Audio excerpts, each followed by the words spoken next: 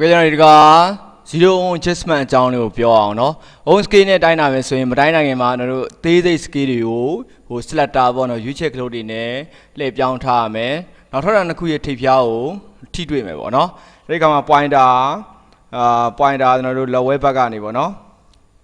lấy à bác của use là vì đó mà risk cái bảo đồ miếng quý gì mà lấy à bác mà chỉ tông nhà ông nhung ra thế này giàu này mẹ mày giàu phú số này thì adjustment လေးကိုကြည့်ပြီးတော့အဲ့ဒီ pointer နဲ့တုံညာဒီတစ်တစ်ဖြစ်နေရမယ်ဒါမှကျန်တဲ့ဟာတွေတိုင်းတဲ့နေရာတွေကိုဟိုမှန်ပါဗောနော်နောက် multimeter တွေမှာဘာတွေတိုင်းတာလို့ရလဲဆိုတော့အုံတန်မိုးတွေတိုင်းတာလို့ရမယ် AC ဘိုးတွေတိုင်းတာလို့ရမယ် DC ဘိုးတွေတိုင်းတာလို့ရမယ် DC ampere တွေတိုင်းတာလို့ရမယ်ဘယ်တော့ on scale တိုင်းတာမယ်ဆိုရင် on scale လိုင်းမှာ resistor တွေရဲ့အုံတန်မိုးတွေကိုတိုင်းတာမယ်အဲ့ဒီ on scale လိုက်မှာဆိုရင် resistor အုံတန်မှုပြင်အောက်ပါတိုင်းအောင်မှုတွေလည်းလုပ်လို့ရတယ်။ဘာတွေတိုင်းလို့ကြရမလဲဆိုတော့continuity ပေါ့နော်ဆက်သွယ်မှုပြတ်တောက်မှုရှိမရှိနောက် fuse ပြတ်မပြတ်မီးလုံးကောင်းမကောင်း light emitted diode ဆိုတဲ့ LED ပေါ့နော် diode ဆိုတော့ diode ပဲ light emitted အလင်းထွက်တဲ့ diode ကောင်းမကောင်းစစ်မယ်နောက် yo diode ကောင်းမကောင်းစစ်မယ်transistor ငုတ်ရွေးချယ်မယ်နောက်ကောင်းမကောင်းစစ်မယ်transistor ဆိုရင်တော့ base emitter collector ဆိုပြီးငုတ်သုံးခုအမြဲတမ်းရှိတယ်နော်နောက် condenser တွေကောင်းကောင်းစစ်မယ်နောက် transformer တွေကောင်းကောင်းစစ်မယ် dynamic mic တွေကောင်းကောင်းစစ်မယ် speaker ကောင်းကောင်းစစ်မယ်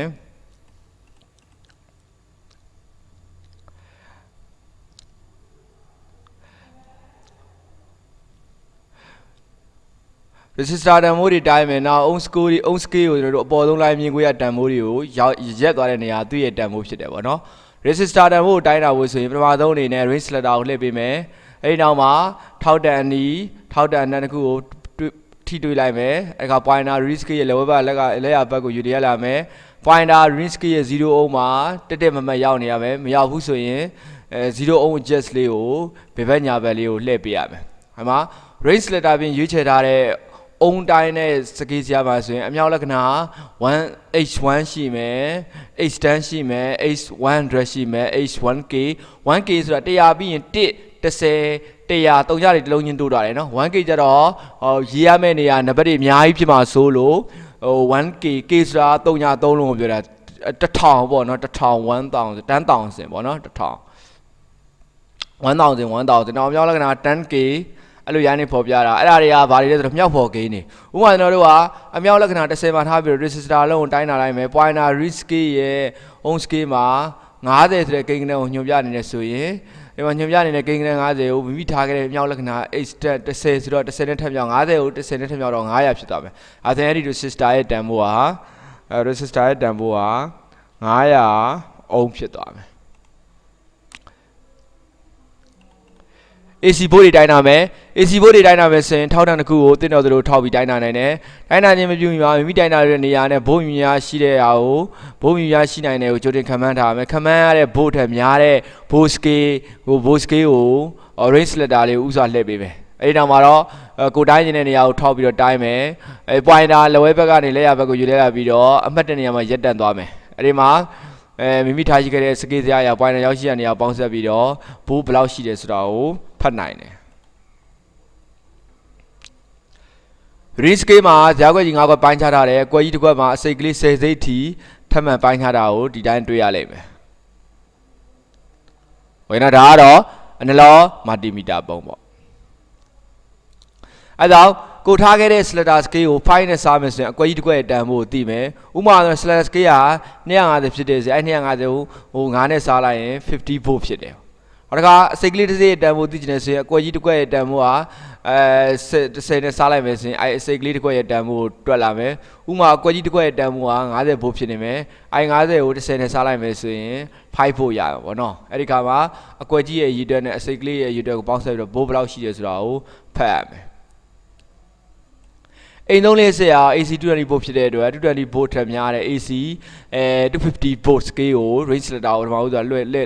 ရွေးချယ်လှည့်ပေးထားမယ်အဲ့တော့မှတိုင်းတာနေတဲ့နေရာကိုထောက်တန်အနီးထောက်တန်အနက်တို့နဲ့တင့်တော်သလိုတိုင်းလို့ရတယ်အဲ့ဒီကမှာ pointer ကွက်ကြီးလေးကွက်အပြင်စိတ်ကလေး3စိတ်မှာ pointer ရောက်ရှိနေတယ်ဆိုရင်ဒါ250 volt scale မှာထားရှိခဲ့တာကြောင့်အကွက်ကြီးတစ်ကွက်ရဲ့တန်ဖိုးဟာတန်ဖိုးလို့250ကို9နဲ့ဆိုတော့50 volt ရတယ်ကွက်ကြီးလေးကွက်ရဲ့တန်ဖိုးဟာ 50ကို4နဲ့မြောက်တော့200 volt ရတယ်ပေါင်းလိုက်ရင်250 volt ပေါ့နော်ကိုကြီးတစ်ခွက်တန်ဖိုးက50 volt ဖြစ်တယ်အဲစိတ်ကလေးရဲ့တန်ဖိုးဟို50ကို10နဲ့စားတော့ကြတော့5ရတယ်အဲ့ဒါအစိတ်ကလေး3စိတ်ဖြစ်တဲ့အတွက်9နဲ့3နဲ့မြောက်တော့50 volt ရတယ်အားလုံးအစိတ်အကွက်ကြီးရောအကွက်လေးတွေရောပေါင်းလိုက်မယ်ဆိုရင်ဟိုက200 volt 15 volt ဆိုတော့215 volt ဖြစ်တယ်220အတိအကျရတော့မပြည့်တာများတယ်နေပါတွေတော့လိုတာပေါ့နော်DC ဘိုတိုင်းတာမယ် DC ဘိုတွေတိုင်းတာမယ်ဆိုရင်ထောက်တန်အနီးထောက်တန်တစ်ခုကို AC ဘိုတိုင်းတာတော့လို့တင်းလျော်သူတို့ထောက်ပြီးတော့တိုင်းတာလို့မရတော့ဘူးဘာလို့လဲဆိုတော့ DC လျက်စီးမှာဆိုတော့အပေါင်းဖို့အနှုတ်ဖို့အပေါင်းရှိတယ်အနှုတ်ရှိတယ်ပေါ့နော်မှားလို့မရဘူးပေါ့နော် positive terminal နဲ့ negative terminal တွေရှိတယ်အဲ့တော့အဲ့မှာမီတာရဲ့အနက်ထောက်တန်ကိုကြတော့အမာဆွင်းရဲ့နှုတ်ကိုထောက်ပြီးတော့တိုင်းတာရမယ်ဗမာတိုင်းမိတယ်ဆိုရင် pointer လက်ဝဲဘက်လည်းယူရမျိုးပဲလက်ရဘက်ကယူရတယ်မယ်ချိန်မှန်ကြောဆိုတာမှားယွင်းတိုင်းမိတယ်ဆိုတော့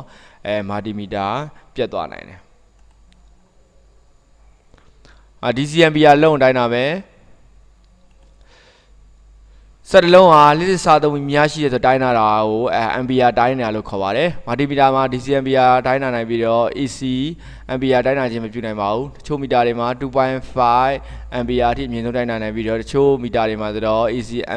ampere ရဲ့4ပုံ1ပုံပေါ့နော် milli ampere 0.25 ampere ဒါမှမဟုတ်250 milli ampere အထိသာတိုင်းတာနိုင်တယ်ဘိုးထုတ်ပြီးမှ power supply နဲ့ဘိုးတွေကိုသုံးဆွဲမဲ့ဆက်တွေရဲ့ကြားမှာမီတာကြားခံပြီးတော့တိုင်းတာရမယ် AC ဘိုး DC ဘိုးဟိုတိုင်းတာတော့လို့ထောက်တန်တစ်ခုဓာတ်ရိုက်ထောက်ပြီးတိုင်းတာလို့မရပါဘူး AC ပေးသွင်းပြီးတော့ DC ထွက်လာတဲ့ power supply တွေမှာအပေါင်းဘိုးအနှုတ်ဘိုးတွေရှိပြီးတော့ electronic စက်ပစ္စည်းတွေကအများစုက DC နဲ့ပဲ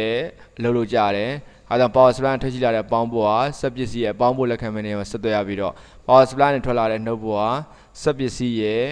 အနှုတ်ဘိုးလက်ခံမဲ့နေရာမှာဆက်သွယ်ရမယ်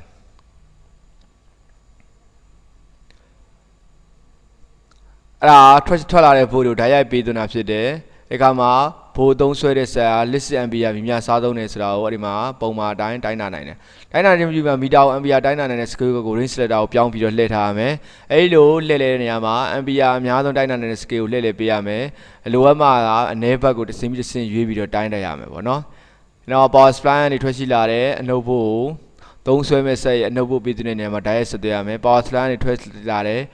အပေါင်းဘို့နေရာကိုမီတာရဲ့အနီလက်တံကိုထောက်ရမယ်မီတာရဲ့အနက်လက်တံကိုကျတော့သုံးမဲ့ဆက်ရဲ့အပေါင်းဘို့ပေးရမယ့်နေရာကိုထောက်မယ်ပြီးရင်တော့ power clock ကိုဖွင့်လိုက်မယ်ဒါဆို pointer ယူရလာမယ်အမှတ်တမဲ့မှာရက်သွားလိမ့်မယ်အဲ့ဒါသူ့ရဲ့ ampere ဘယ်လောက်စားသုံးနေဆိုတဲ့တန်ဖိုးတွက်လို့ရတယ်โอเคနော်